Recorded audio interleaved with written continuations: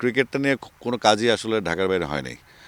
যেগুলো হয়েছে সেগুলো আসলে এক ধরনের শোডাউন ছিল। নাজমুল হাসান পাপন গঙ্গরা যখন চলে গেলেন তখন খুব ওপেনলি অনেকেই বলতে শুনেছি সংশ্লিষ্ট যে হচ্ছে গিয়ে গত 15 বছর প্রচুর প্রতিভা অপচয় করা হয়েছে, নষ্ট করা হয়েছে ক্রিকেটের। আপনি তো মোটামুটি সারা বাংলাদেশ ঘুরলেন ক্রিকেটকে মাথায় নিয়ে, আসলে সেটা সত্যতা পেলেন কিনা? না, ডেফিনেটলি আমার মনে হচ্ছে যে ক্রিকেটটা নিয়ে কোনো কাজই আসলে ঢাকার বাইরে হয় নাই।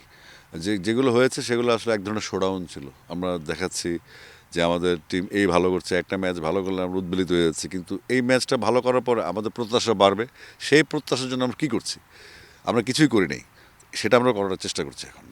শুধুমাত্র জাতীয় দলের পারফরমেন্সটাকে সামনে রেখে বাকিগুলো আড়াল করা হতো। আপনি শুরু করেছেন গ্রাসরুট লেভেল থেকে, সেটা আসলে মানে সেখানে গিয়ে আসলে মানে কি পরিমাণ ভয়ঙ্কর চিত্র দেখলেন আপনি?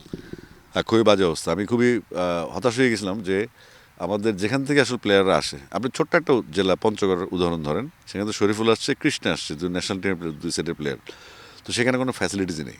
এই কুড়িগ্রাম, গাইবান্ধা, লালমনিরহাট এবং পঞ্চগড় এই জেলাগুলোর যে অবস্থা, এরকম বান্দরবান, খাগড়াছড়ি, রাঙ্গামাটি সেম অবস্থা, এরকম নিশ্চয়ই আরও জেলা আছে যেগুলো আমি ভিজিট করবো। তো আমার কাজ হচ্ছে প্রথমত যেখান থেকে প্লেয়াররা আসে, যেখানে ডিসেন্ট্রালাইজ করার কথা আমরা বলেছি, খেলাটাকে আমরা পৌঁছে দেবো মানুষের দোরগোড়ায়, এবং আমাদের বাচ্চারা খেলবে ওপেনলি, এবং তাদের যে মানসিক দুশ্চিন্তাটা সেটাকে থেকে বের করে তাদের খেলা মাঠে নিয়ে আসে, খেলামুখী করা, মাঠমুখী করা। সেক্ষেত্রে দুইটা সুবিধা আছে। একটা হচ্ছে ড্রাগ থেকে মুক্তি পাবেন আপনি, যেটা সমাজে অস্থিরতা তৈরি করে, আর একটা হচ্ছে কিশোর গ্যাং, আরেকটা অস্থিরতা তৈরি করে। তো আমরা ডেফিনেটলি যদি আমাদের নেটওয়ার্কের মাধ্যমে বাংলাদেশে খেলাটা ছড়িয়ে দিতে পারি, ওরা খেলাধুলা আগ্রহী হবে, এবং যে একবার ডিসিপ্লিন শিখে যাবে সে কখনো ইনডিসিপ্লিন হবে না। কি বুঝলেন ভাই? অনলি যেটাই চাই।